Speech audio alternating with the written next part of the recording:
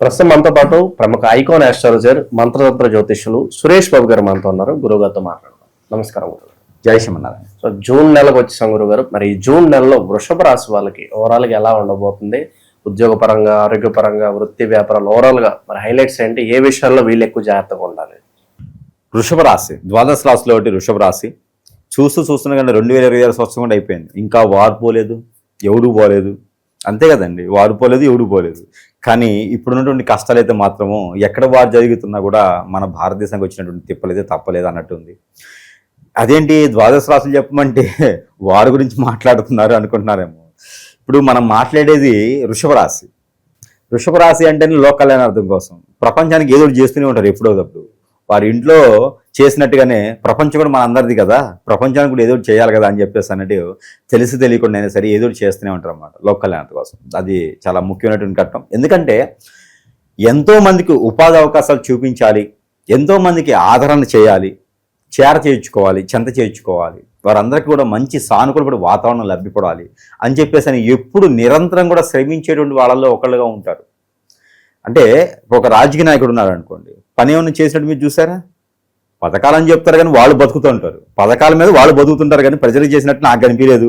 ఇప్పుడు ఇంత వచ్చింది, ఇన్నిసార్లు ఓట్లు వేసినాము, ఓట్లు వేసినందుకు డబ్బులు లేదు, ఓట్లు వేసినందుకు డబ్బులు లేదు, తర్వాత వచ్చినటువంటి నాకేం కనిపించలేదు ఎక్కడను. కాబట్టి చెప్తున్నాను, నేను జీవోల మీద బతికేది జనాలు ఏమో నాకు అర్థం కాలేదు. కానీ ఇప్పటి వరకు ప్రభుత్వాల నుంచి వచ్చినటువంటి వనరుల మీద బతుకుతున్నాను అని చెప్పేటువంటి ఆ పాలకులైతే ఎవరు నాకు కనిపించలేదు. కాబట్టే నాయకులు చెప్పేటువంటి మాటల కన్నా కూడా పని చేసేటువంటి వారు ఉంటారు చూసారా, వాళ్ళలో ఉంటారు వృషభ రాశి వారు.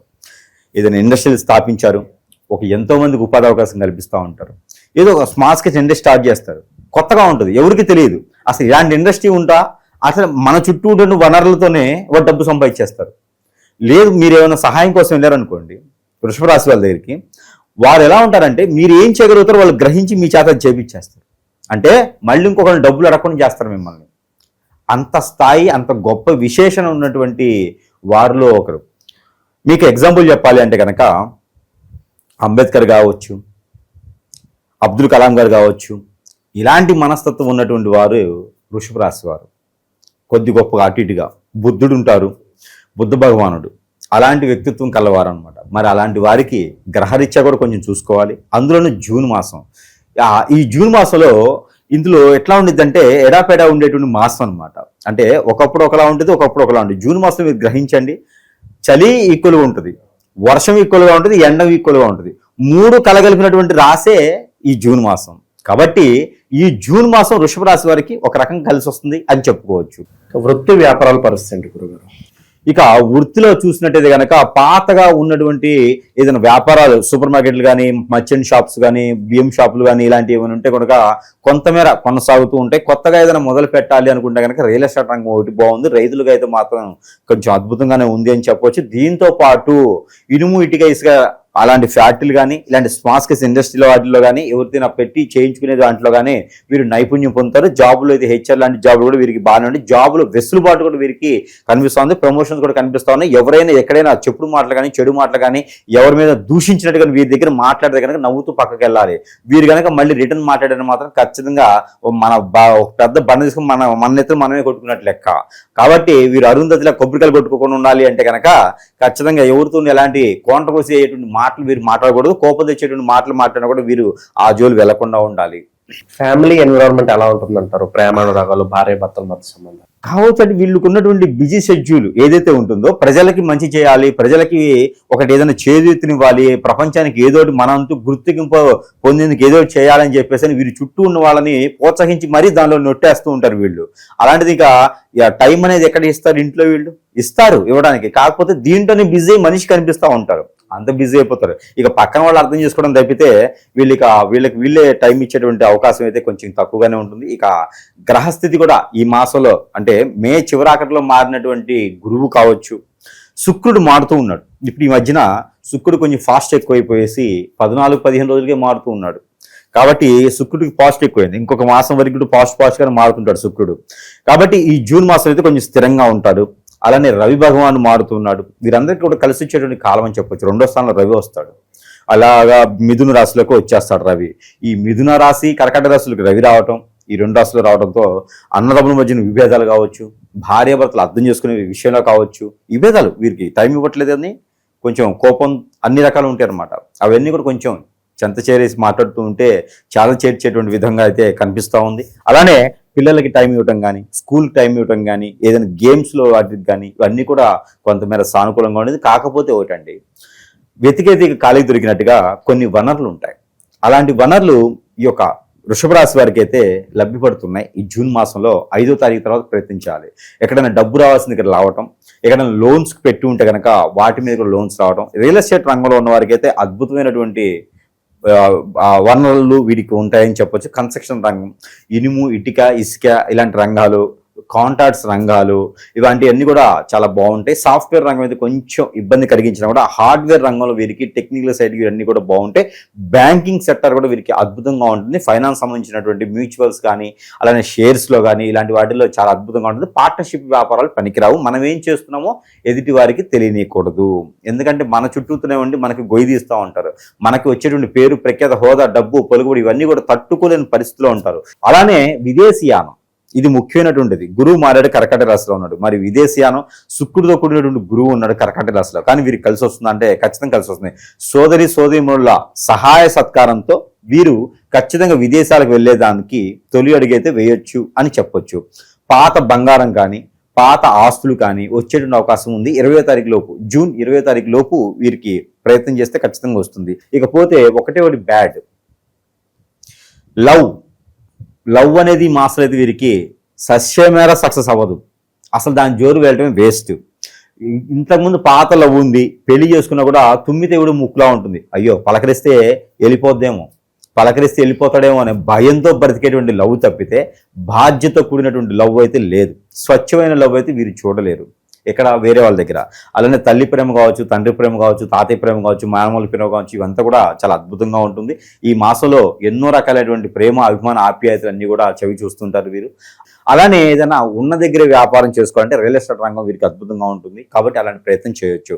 ఇక వీరికి ఆరోగ్య సమస్య వీరికి చూసినట్టయితే కనుక వన్ సైడ్ హెడేక్, సైనస్, గందులకు సంబంధించిన టైరాయిడ్ లాంటివి వీటికైతే బాగా కనిపిస్తూ ఉన్నాయి. శని భగవాన్ కొంచెం అశుభ దృష్టి అయితే కనబడుతూ ఉంది. 11వ స్థానం ఉన్నాడు కాబట్టి 11వ స్థానం ఉన్నటువంటి శని భగవాన్ ఉన్నాడు కాబట్టి కొంచెం మోకాలు నొప్పులు, మోచేతుల నొప్పులు, నరదిష్టి ప్రభావం ఎక్కువ కనిపించడం లాంటివి కూడా ఎక్కువ కనబడుతూ ఉంటాయి. కాబట్టి కొంచెం జాగ్రత్తగా అయితే వహించుకోవాలి. ఈ నెల ఇక చివరగా వీళ్ళకి ఏదన్నా టర్నింగ్ పాయింట్ ఉందా అంటే ఎప్పటి నుంచో ఎదురు చూస్తూ ఆ పరిస్థితులు ఈ మాసం కల్పిస్తే అంటే ఏం చెప్తారు? ఏమైనా టర్నింగ్ పాయింట్ ఏమైనా ఉందా? ఖచ్చితంగా ఉందండి. విదేశీయానం వీరికి ఎప్పటి నుంచో ఎదురు చూసినటువంటి వారు, సోదరిమణులు అనుకోరు, వీరు అసలు ఎక్స్పెక్ట్ చేయరు. సరే మేము ఉన్నాంలే అని తోడుగా చేయూతనిచ్చేసి ఈ భుజం చేసి వెనక్కి గట్టిగా నెట్టేస్తారు. పోతే ఫ్లైట్ ఎక్కుతాడు, లేకపోతే ఫ్లైట్ కింద. ఇక ఆ టైప్లో వీళ్ళని నెట్టేసేలా ఉంది. కాబట్టి జాగ్రత్తగా ఎవరైతే సహాయం చేస్తున్నారో వాళ్ళకి మళ్ళీ ఏది మాట ఇవ్వకుండా విదేశాలకు వెళ్ళి ఎంతైతే సహాయం చేస్తారో అంత పంపించాలి. లేకపోతే వీళ్ళ మీద ఎక్స్పెక్టేషన్స్ ఎక్కువైంది, వీళ్ళతో వ్యాపారం చేస్తారు వాళ్ళు. కాబట్టి చాలా జాగ్రత్తగా చేసుకుంటే బాగుంటుంది. ఇక ఉమ్మడి ఆస్తులు వీళ్ళు కలిసి వచ్చి కాబట్టి ఇక టర్నింగ్ పాయింట్ ఏం చెప్పొచ్చు. లవ్ ఒకటైతే సక్సెస్ అవ్వదు. వీళ్ళకి ఏదైనా మ్యారేజ్ చేసుకునే వాళ్ళు ఉన్నారు అంటే కనుక మన అబ్బాయి మన అమ్మాయి అనిపించుకోవచ్చు. దక్షిణ వైపుగా వచ్చేటువంటి అమ్మాయి సంబంధం, అలానే తూర్పు వైపుగా వచ్చేటువంటి అబ్బాయి సంబంధం అయితే వీరికి ఖచ్చితంగా దొరుకుతుందని చెప్పొచ్చు. వీరు డబ్బు కోసం పాకులాడుతున్న వారైతే కనుక, డబ్బు కోసం ఎదురు చూసేవారైతే కనుక దక్షిణామూర్తికి వీరు ఏదైనా అభిషేకం చేసుకోవడమా, అర్చన చేసుకోవడమా, లేకపోతే కనుక అక్కడ పూజించుకోవడమా, హోమం చేసుకోవడమా చేస్తే కనుక అద్భుతం కలిసి వస్తుంది. అలానే కనుక వీరికి ఈ యొక్క సుబ్రహ్మణ్య స్వామి దగ్గర ఉప్పు దీపం పెట్టినట్టయితే వీరికి ఆర్థిక స్థితిగతి కూడా మెరుగవుతాయి. ఇది ఆర్థికంగా బాగాలేటువంటి వృషభ రాశి వారికి మాత్రమే ఈ యొక్క పరిహారం. అలానే ముందు మన దగ్గర వస్తువులు ఉన్నాయి, పరిహారాలు ఉన్నాయి, ఎన్నో రకాల సానుకూల పడేటువంటి వాతావరణం ఉంటుంది. కానీ ఒకటండి, ప్రతి ఒక్కరు కూడా అందరూ అనుకుంటారు జాతకం బాగాలేదు, నా దరిద్రం బాగాలేదు, నా తలరాత బాగాలేదు, నేను చేసుకునే వేళ విశేషం ఇలా ఉంది, నా టైం ఇంతే బాగాలేదు అనుకుంటారు. కానీ కాదు, మనం కొనుక్కొచ్చుకునే కొన్ని ఉంటాయి. మనము మంచితనంతో ఉంటాం, ఎదుటి వాళ్ళకి సహాయం చేయాలని ఉంటాం, మనం సంపాదించుకుంటూ ఉంటాం, మన రూపాయి మనం తింటూ ఉంటాం, మన కుటుంబాన్ని, మన సభ్యుల్ని ప్రేమగా, అభిమానంతో, బాధ్యతగా చూసుకుంటాం. ఇది నచ్చని కొంతమంది మానవ గ్రహాలు ఉంటారు, మూర్ఖత్వంగా ఉంటారు. వీరు ఎదక్కూడదని వ్యసనం, కుళ్ళు, రంది, కుతంత్రాలతో వీరి మీద దండెత్తేసి హిప్నాటిజం, బ్లాక్ మ్యాజిక్, వశీకరణ, భాగమతి, భానుమతి, యక్షిని, ధూమావతి, రూపావతి, స్పిరిట్ మందు పెట్టడం, ఇలాంటి ఎన్నో రకాల క్రియలు చేయించి జీవితాన్ని బొగ్గుపాలు చేసి ఒక ఆడపిల్లని తీసుకెళ్లి మానభంగం చేస్తూ ఉంటారు. ఒక అబ్బాయిని వారు ఎన్నో రకాలుగా ఇబ్బంది పడి పంచి పోషిస్తుంటారు తల్లిదండ్రులు. ఒకరే బాబు ఉంటారు, ఒకరే పాప ఉంటుంది. వాళ్ళందరినీ కూడా రోడ్డు మీద పడేస్తూ ఉంటారు. నేను ప్రేమిస్తున్నా అని చెప్పి లవ్ జిహాద్ అని చెప్పేసి ఎంతో మంది ఏదిస్తూ ఉన్నారు. ఇలాంటివన్నీ కూడా జాతకాల్లో ఉండవండి. ఇలాంటివన్నీ కూడా మనం ఎక్కడ రాసి ఉండవు, జాతకాల్లో ఉండవు. ఇవన్నీ పరిస్థితులు అనుకూలించలేనప్పుడు, మనము ఎదుటివారి దృష్టికి వెళ్ళినప్పుడు మనము వారిని లోకుగా చూసుకొని వీరు ఉంటే చాలు అని మన పర్సనల్ విషయాలు చెప్తూ ఉంటాం. అలా చెప్పినప్పుడు మన వీక్నెస్ పాయింట్లు వాళ్ళకి అర్థమవుతాయి. దాని మీద వారు దండెత్తేసి ఈ రోజుల్లో అండి ఈజీగా మనీ రావాలని చూస్తున్నారు, ఈజీగా వాడి వదిలేయాలని చూస్తూ ఉన్నారు. కాబట్టి ప్రతి ఒక్కరు గ్రహించండి, తల్లిదండ్రులు గ్రహించండి, పెద్దలు గ్రహించండి, పిల్లలు కానీ ఫ్రెండ్స్ కానీ అందరూ గ్రహించుకుంటూ మన వాళ్ళంటూ మనల్ని నమ్ముకొని మన దగ్గరికి వచ్చారు అంటే మన భార్యాభర్తలు కావచ్చండి. ఈ రోజుల్లో రాసులతో సంబంధం లేకుండా, నక్షత్రాలతో సంబంధం లేకుండా భార్యాభర్తలు ఈ రోజున ఎంతో మంది దీవెలు ఇచ్చినటువంటి భార్యాభర్తలు 7 తరాల పాటు బాగుండాలనుకుని వారు ఎవడో వస్తాడు, ఎవరితో వస్తుంది, ముగ్గురు కన్నేస్తారు. వారి మీద కన్నేసేసి లాగేస్తూ ఉంటారు.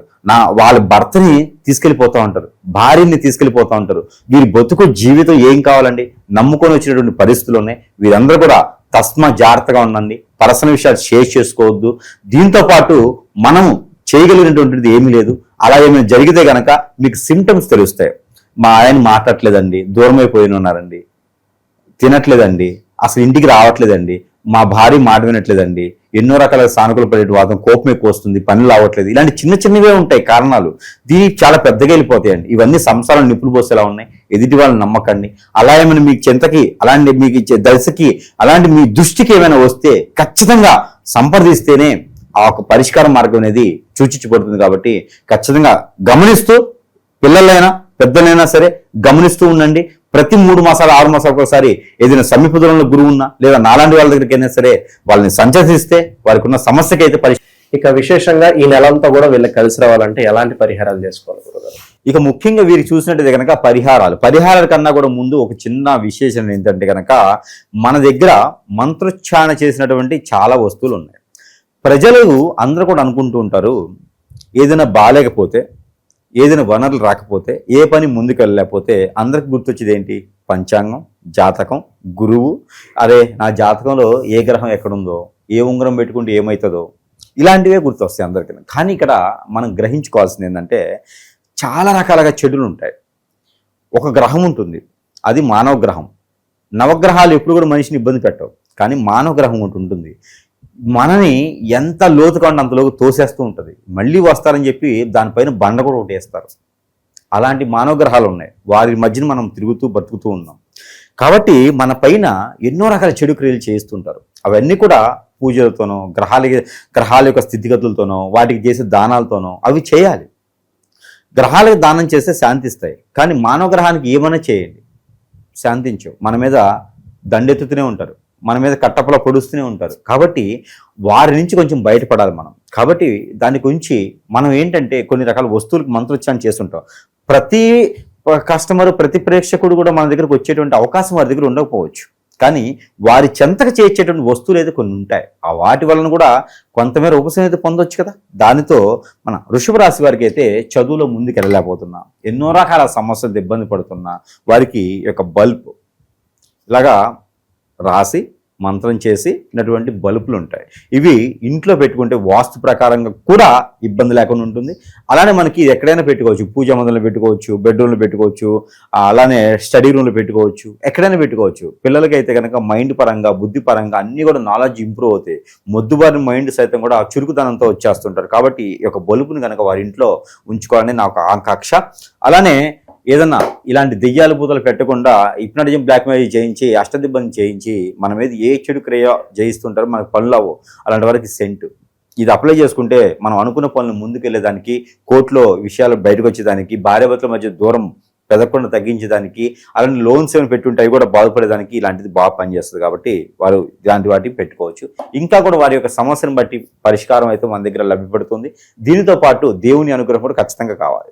కాబట్టి వీరేంటంటే ఎక్కడైనా ఆలయంలో దుర్గామాత కానీ లలితమ్మ వారు ఉంటే పొట్టు వస్త్రాలు సమర్పించుకోవాలి. 2 రకాల ఫ్రూట్స్, గాజులు అన్నీ కూడా సమర్పించుకోవాలి. ఏదైనా ఒక మంగళవారం కానీ, ఆదివారం కానీ, శుక్రవారం కానీ సమర్పించుకొని అక్కడ అక్కడ మనకి దీపం ఉంటుంది, మట్టి ప్రమిదలో 2 ఒత్తులేసి కోకోనట్ ఆయిల్తో దీపం పెట్టాలి. కోరిక కొంగు బంగారం అయ్యేటువంటి అవకాశాలు మెండుగా కనిపిస్తూ ఉంటే మనమే శత్రు భయం లేకుండా ఉంటుంది. ఇంకా మనల్ని ఏదిస్తున్నారు, శత్రువులు ఉన్నారు, నాకు అర్థం కావట్లేదు అంటే ఒకటి మర్రి చెట్టు ఉంటుంది. ఆ మర్రి చెట్టు కానీ లేదా ఇది మనకి రావి చెట్టు కానీ ఉంటుంది. గురువారం రోజున 4 తర్వాత 6 లోపు అలానే అక్కడ చుట్టూతా ఒక 2 లీటర్లు నీళ్లు పోయాలి. చెట్టు పాదిలో 2 లీటర్లు నీళ్లు పోసేసి అక్కడ దీపారాధన చేసి ఎవరైతే మీకు శత్రువులు అనిపిస్తున్నారో వారి పేరు రాయాలి. రెడ్డింగ్ పెన్తో రాసేసి ఆ పేపర్ని 4 మడతలు వేసి ఆ దీపారాధన కింద పెట్టాలి. అలా పెట్టినట్టయితే కనుక ఇలా 3 వారాలు చేయాలి. ఆ శత్రు భయం దూరం అవుతుంది. మారితే మిత్రులుగా మారుతారు, లేదా దూరం అయిపోతారు. మనకి ఇబ్బంది, టెన్షన్ ఇలాంటివి ఏమి రాకుండా ఉంటుంది. ఇది ఒక రకమైనటువంటి శత్రు భయం పోయేందుకు. ఇంకా మిమ్మల్ని బాధిస్తున్నారు అంటే ఒక మంచి దానిమ్మకాయ తీసుకోండి, దానిమ్మ పండు ఉంటుంది కదా, అది తీసుకొని దానిపైన స్క్వైర్గా దానిమ్మ కొమ్మతోనే మనం రాయాలి, స్క్వైర్గా రాయాలి. ఆ రాసినటువంటి దానిలో వారి పేరు రాయాలి. అలానే బయట పక్కన మన పేరు రాయాలి. రాసి పక్కన మ్యాటర్, ఎవరితో ఏ సమస్య ఉందని రాయాలి. ఒక పండుకి ఒకటే పేరు. అలా ఎవరితో ఏ సమస్య ఉందో ఆ పెండు తీసుకొని రాసి ఎక్కడైనా బాగా స్మెల్ ఇచ్చేటువంటి మురికి కాలలు, మన కొంత రకాల సీఎంలు గారు ఇప్పుడు ప్రక్షాళన చేస్తున్నారు. ఏది మూసీ నది ప్రక్షాళన అని, మరి ఏం చేస్తారో తెలియదు. కానీ అలాంటి మూసీ నదిని ప్రక్షాళన చేస్తే మాత్రం దానిమ్మ పండుగటానికి కూడా స్థలాలు ఉండవు. ఇక మరి ప్రక్షాళన చేయకముందే గనక ఆ దానిమ్మ పండుని తీసుకుపోయి అలాంటి మూసీ నదిలో వేస్తే గనక ఆ శత్రువులు కూడా భయపడి మన జోలు రాకుండా కాళ్ళు చేతులు ముడుచుకొని, చలికి ముడుచుకుంటాం కదా మనం, అలా ముడుచుకొని పక్కకి వెళ్ళిపోతారు. ఇది శత్రువుని జయించడానికి చేసేటువంటి చిన్నపాటి ఇంటిలో నుండి ఉండేటువంటి వస్తువులతో చేసేటువంటి చిన్న ఇంగ్రీడియంట్. దీనికి గురువు గారికి సక్సెస్ అయితే మాత్రం గురువు గారికి ఖచ్చితంగా దక్షిణ పంపించాల్సిందే వృషభ రాశి వారు. ఇకపోతే వీరికి కలిసి వచ్చేటువంటి కలర్ ఆరెంజ్ కలర్, టమాటా కలర్, రెడ్ కలర్. ఈ మాసం మొత్తం కూడా అద్భుతంగా ఉంటాయి. అలానే వీరికి కలిసి వచ్చే వారం శుక్రవారం, గురువారం 2 కూడా అద్భుతంగా ఉంటాయి. ఇక వీరికి నెంబర్ కూడా చూసినట్టయితే కనుక 9, 1 ఈ 2 నెంబర్లు కూడా వీరికి అద్భుతంగా ఉంటాయి. ఇలాంటి చిన్న చిన్న పరిహారాలు చేసుకొని ఏదైనా మీకు నచ్చిన పరిహారం చేసుకుని గురువు పేరు చెప్పకుండా వారికి నచ్చిన పరిహారం చేసుకుంటూ ఏదైనా ఉపయోగం పొందితే కనుక ఖచ్చితంగా దక్షిణ వేయాలి. ఇది ఈ యొక్క వృషభ రాశి వారు జూన్ మాసం 2026 సంవత్సరం. ఓవరాల్ గా వృషభ రాశి వాళ్ళందరికీ విశేషంగా కలిసి రావాలి రాబోయే కాలం అంతా అని చెప్పి మనస్ఫూర్తి కోరుతున్నాం. ధన్యవాదాలు. ఇదంతా వచ్చిన పనేండా?